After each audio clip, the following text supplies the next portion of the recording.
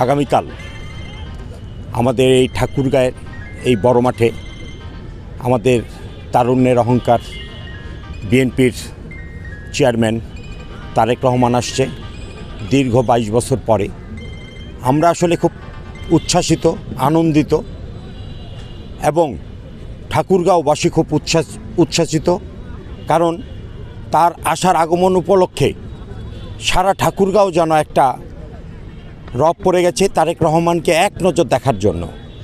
ইনশাল্লাহ আগামীকাল ঠাকুরগাঁয়ে এই বড় মাঠ ভর্তি হয়ে ঠাকুরগাঁও শহরে কানায় কানায় পরিপূর্ণ হবে ইনশাল্লাহ, বিশ্বাস করি। আপনারা সবাই শুনেছেন যে উনি উত্তরবঙ্গের কালকে ঠাকুরগাঁয়ে আগামীকাল 11:30টার দিকে উনি আমাদের ঠাকুরগাঁ জেলাতে প্রোগ্রাম করবে। উনি আসলে তারেক রহমান আসলে এখন তরুণ এবং যুব সমাজের আইডল। উনি হচ্ছে বিএনপির চেয়ারপারসন, তো উনি আছেনই, কিন্তু বর্তমানে যে বাংলাদেশে উনি তরুণ এবং যুব সমাজের যে আইডল, উনি আগামীকাল ঠাকুরগাঁ আসবেন। আমাদের ঠাকুরগাঁবাসীর দাবি উনি ঠাকুরগাঁর নেক্সট পরিকল্পনা কী উন্নয়ন করবেন, এটা আমাদের ঠাকুরগাঁবাসীর কাছে, ওনার কাছে আমার ঠাকুরগাঁবাসীর চাওয়া। আমাদের ঠাকুরগাঁয়ে আনন্দের একটা রব বয়ে যাচ্ছে। দীর্ঘ 22 বছর পর আমাদের দেশনায়ক তারেক রহমান ঠাকুরগাঁয়ে আসতেছেন।